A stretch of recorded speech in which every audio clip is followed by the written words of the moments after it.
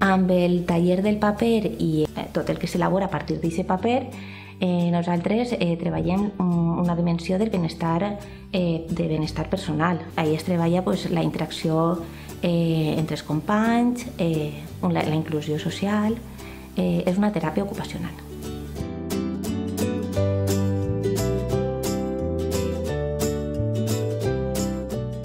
Ens porten els papers que sobren i els repleguem en un cotxe, ja porten les caixes, les restes de paper que no utilitzen i els usuaris els repleguen i els portem a uns contenidors al magatzem.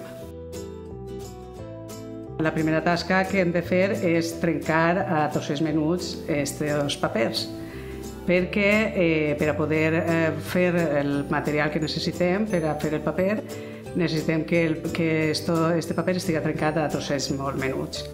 I després, una volta ja estiguen els papers trencats, es tornen a dur al taller de paper reciclat i a partir d'ahí comencem la següent fase del procés. Farem una mescla d'aigua i paper i cola en la que deixarem un dia remullar i després es aconseguirà una pasta fent-la triturar en una màquina trituradora i aconseguirem una pasta que serà la que farem servir per a fer el paper.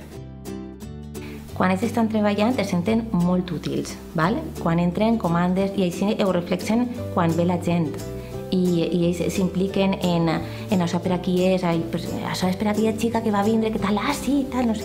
És com, no sé, tenen molta il·lusió, tenen moltes ganes de fer, veuen que les seves coses són per algo, es fan per alguna cosa, per a algú que ho demana, per a algú que els demana a ells. I això és important també per a ells. S'utilitzarà a través dels bastidors que, enfonsant-lo en l'aigua, agarrarà la pasta necessària per a formar el motlle, diguem, del paper. I després serà abocada a unes batlletes, a unes teles, i quedarà la forma del paper, que estarà banyat, i així continuarem el mateix procés.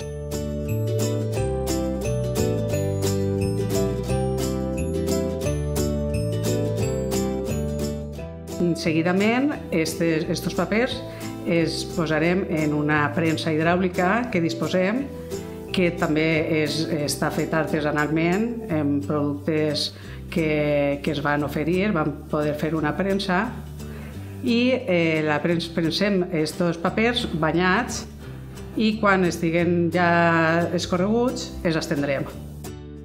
Aniran a la premsa en sec durant un altre dia i ja quedaran preparats completament per a passar al següent procés de creació de productes.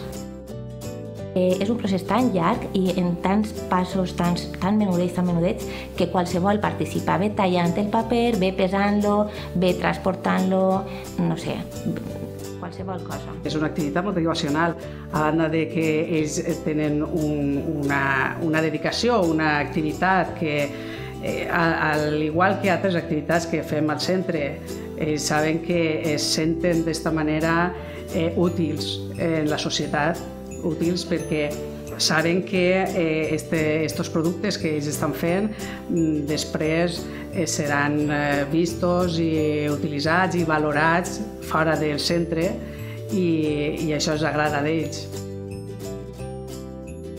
Una vegada el paper és dels tallers de paper, que s'anomenem així, del taller on s'elabora el paper, és a l'altre edifici, que és el que està al costat. I allí és on són com tallers d'acabament del material. Aleshores ens arriba el paper que s'ha elaborat i a partir d'ahí elaborem targetes de noces, targetes per a comunions, targetes de Nadal, punts de lectura, llibretes, targetes de detallet.